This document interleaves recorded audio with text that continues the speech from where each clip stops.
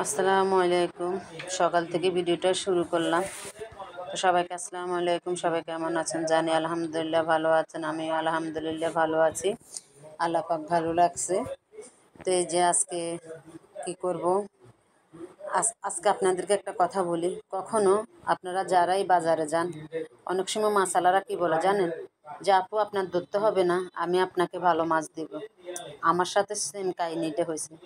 দেখেন, আমাকে বলে যে আপু আপনার ধরতে হবে না, আমি আপনাকে মাছগুলো শক্ত শক্ত করে শক্ত দেখে দিব।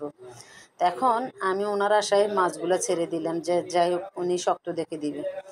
শক্ত দেখে দিবে বলে উনি আমাকে একটা মাছও ভালো দিল না। যাই হোক, তারপর আমি শুক্রিয়া আছি আল্লাহর দরবারে।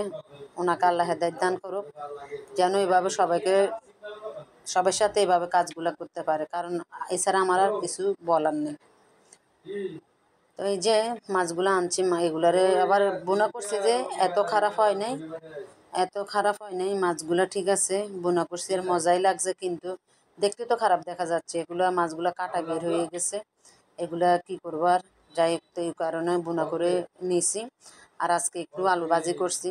আলু ভাজিতে আপনারা যদি আলু ভাজি যদি করেন, কি করে জানেন, জর্জরে খেতে চান, আলু ভাজিগুলোরে অনেকে দেখে যে আপনার ভর্তা হয়ে যায়। আলু ভাজিগুলো ভর্তা হবে না কখন জানেন, যখন আপনি আলু ভাজিগুলোকে ধুয়ে পানির জরাত দিবেন। পানির জরা দিয়ে এরকম একটা পাইপেনে আপনার আলু ভাজিগুলোকে হালকা আগুনে বসাই দিয়ে রাখবেন। মাশাল্লাহ, আপনার আলু ভাজিগুলো জর্জরে হয়ে যাবে। আমি এই যে আলু ভাজিগুলো বসাইছি, আলু ভাজিগুলো কেটে আমি এগুলাকে ধুয়ে একটা ঝুড়িতে জর্জরা দিয়ে ফেলছি।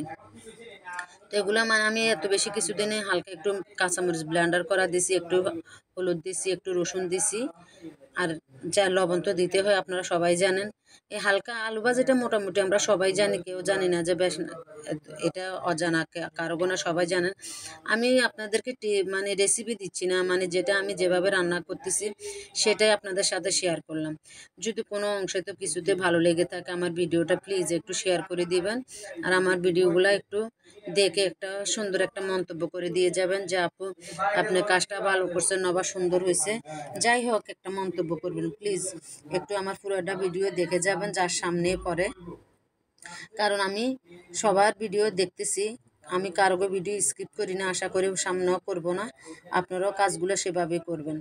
তো এই যে আমি আলু ভাজিগুলো মানে বেশি হয়ে গেছে, ওই কারণে তাওয়া তো হচ্ছে না, আস্তে আস্তে করে কমে যায়। আমার আলু ভাজি এত কেন দিলাম জানেন, আমার ছেলে মেয়ে মাশাল্লাহ আমিও পছন্দ করি, লাল লাল করে আলু ভাজি করলে আমিও পছন্দ করি, আমিও খাই, ওই জন্য একটু বেশি করে নিলাম।